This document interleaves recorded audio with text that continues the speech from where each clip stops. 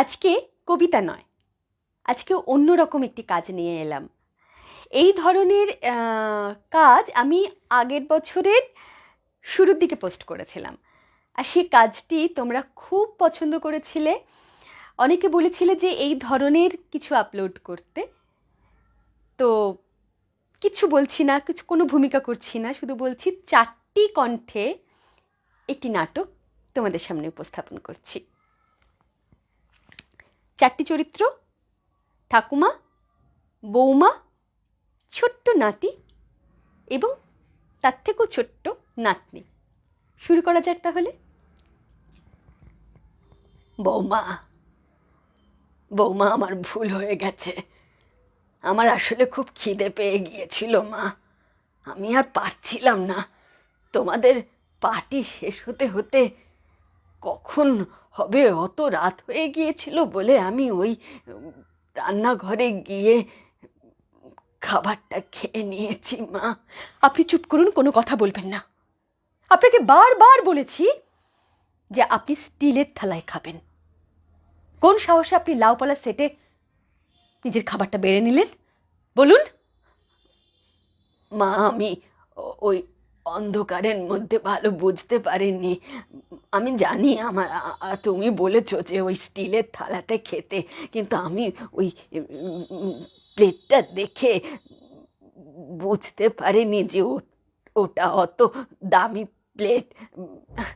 আপনার ছেলেকে বারবার বলেছি, বাড়িতে আমার বন্ধু বান্ধব আসে, আমার আমার আমার ভালো লাগে না।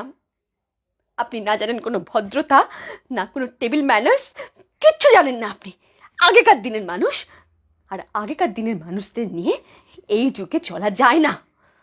বারবার বলেছি আপনাকে বৃদ্ধাশ্রমে পাঠিয়ে দিতে। আপনজন বৃদ্ধাশ্রম। আমি ফোন নাম্বারটা কোথায় কোথায় যেন সেভ করেছিলাম। মা, মা, আমার কাছে ওই নাম্বারটা আছে, তোমাকে দেব? তোর কাছে নাম্বারটা আছে? বল তো বাবা। হুম হুম বল। 97 97 482 482 333 333 12। 12। হুম হুম হুম ব্যাস, সেভ করে নিয়েছি। কিন্তু তোর কাছে কেন এই ফোন নাম্বারটা? বারে, যখন তোমাদের বয়স হয়ে যাবে তখন আমাদেরকেও তো তোমাদেরকে আপনজনেই পাঠাতে হবে, তাই না মা? হোয়াট? তুমি আমাকে আর বাপিকে বৃদ্ধাশ্রমে পাঠাবে? মা, তুমি শুধু শুধু দাদাকে বকছো। আমরা তো তুমিই তো সবসময় বলো যে বড়রা যা করবে, বড়রা যা বলবে সেটাই শুনে চলতে হয়, সেটাই দেখে শিখতে হয়। জানো মা, আমি ওই স্টিলের থালাটা ঠাকুমা যখন বৃদ্ধাশ্রমে চলে যাবে তখন যত্ন করে গুছিয়ে রেখে দেব। স্টিলের থালা যত্ন করে গুছিয়ে রেখে দেবে মানে? মানে যখন তোমার বয়স হয়ে যাবে তখন তোমাকেও আর লাউপালার সেটে আমি খাবার খেতে দেব না, তখন আমি তোমাকে স্টিলের থালাতেই খেতে দেব। রুমকে! বৌমা, বৌমা, তুমি আমাকে যা বলো বলো, ছেলে মেয়ে দুটোকে বকো না মা। আমার ভুল হয়ে গেছে মা। তুমি খোকাকে বলে আমাকে আমাকে আপনজন বৃদ্ধাশ্রমে পাঠিয়ে দাও। আমার জন্য তোমাদের এত অশান্তি, আমার জন্য ছেলে মেয়ে দুটো বকা শোনে। একটা কথা শুধু বৌমা, যদি তুমি অনুমতি দাও বলবো মা। ন্যাকামো না করে যা বলবেন পরিষ্কার বলুন। ছেলে মেয়েদের সামনে আমার সঙ্গে এত খারাপ ব্যবহার করো না মা। দেখলে তো, তোমরা যা বলছো, যা করছো, ওরা তাই শিখছে। এরপর ওরাও বড় হয়ে তোমাদেরকে বৃদ্ধাশ্রমে পাঠিয়ে দেবে আর বলবে যে ছেলে মেয়েরা বড় হয়ে বাবা মাকে দেখে না। আসলে ছোট ছোট ছেলে মেয়ে, তারা যা দেখে যা শোনে তাই তো শেখে। আমি চাই না আমি যে কষ্টে থাকি সেই কষ্ট তুমি আর খোকন পাও।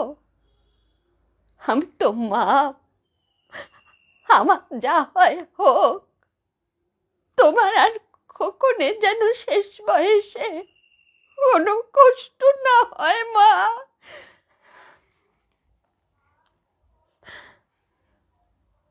I am sorry. আমি আমি আমার ভুলটা বুঝতে পেরেছি মা।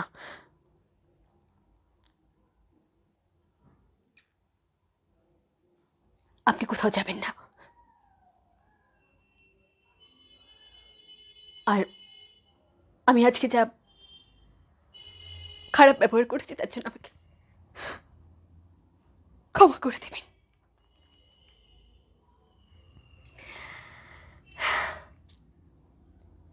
আমার এই বছরে 18 বছর কমপ্লিট হলো। আমি তো একটি ছোটদের স্কুলে পড়াই, আমি সরকারি প্রাথমিক বিদ্যালয়ের শিক্ষিকা। সত্যি কথা বলছি, ছোটদের কিন্তু সত্যি কোনো দোষ থাকে না। আমরা ওদেরকে যা শেখাই, যা বলাই, ওরা সেটাই বলে, সেটাই শেখে। তাই